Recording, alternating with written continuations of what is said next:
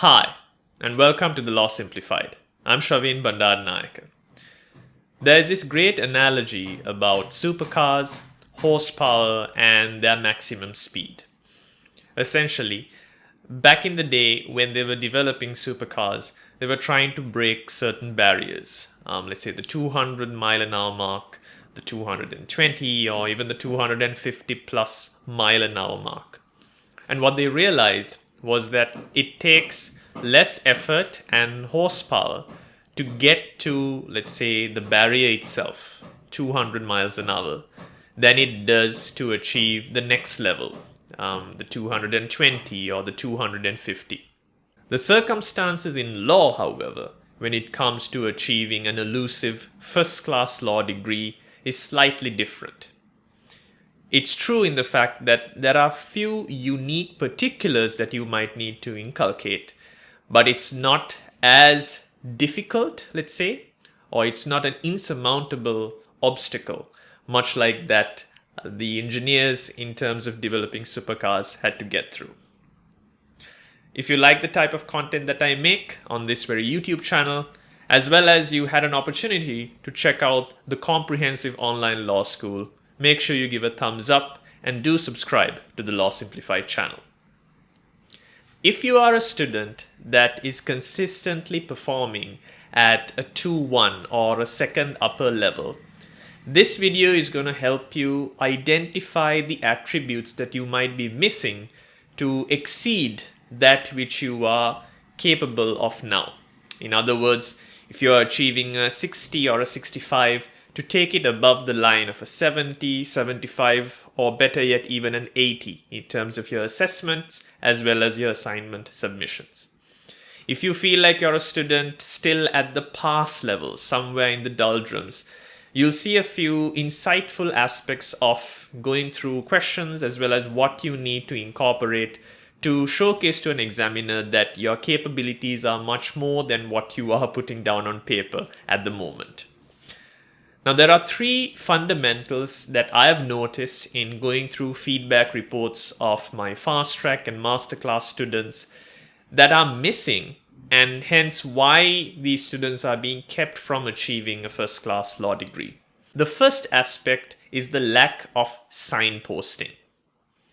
It really pays dividend from the perspective of an examiner to have a clear outline and a scope of what you're tackling. Now, I've mentioned on a number of occasions on this very YouTube channel, as well as the comprehensive pre-recorded masterclasses available on my law school platform, how important having clarity of thought is to an examiner.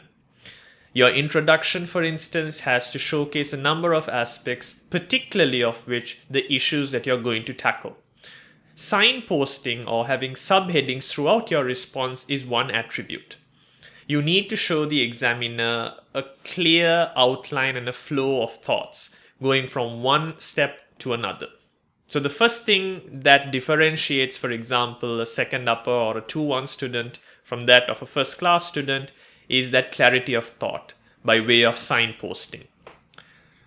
Secondly, most students tend to stop at talking about the law and about the facts without application.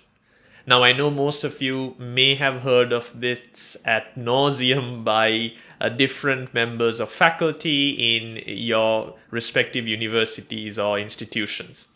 But if I am to go a bit beyond that and try to articulate what they are trying to tell you as well as what I'm trying to impress upon you, application in this context is to show the examiner not just what it is, but why it matters. Tell the examiner in your own words why you're using a particular provision or a principle and how it impacts or influences the decision of a court. This can be done by way of trying to go granular in terms of the judgments of different lordships in the various courts, but also by virtue of distinguishing characteristics between cases as well. I've recently done a video on how you can use case law or judgments in a manner which substantiates your own viewpoint, which you can find in the description below or the card that will appear up top.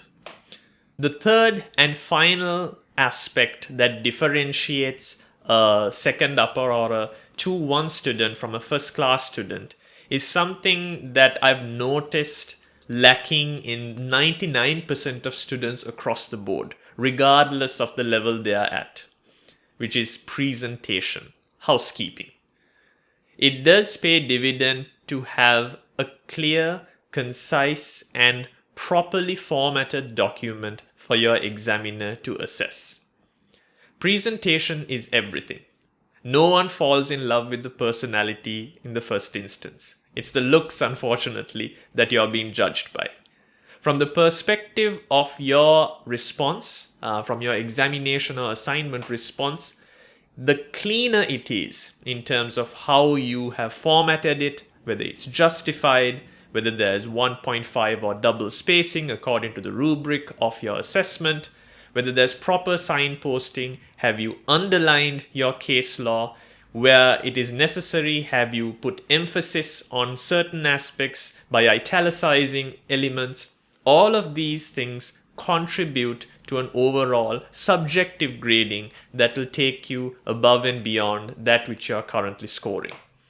If you are interested in finding out more, perhaps through a worked example in terms of formatting, do leave a comment below and I'll get to making a video for that as well.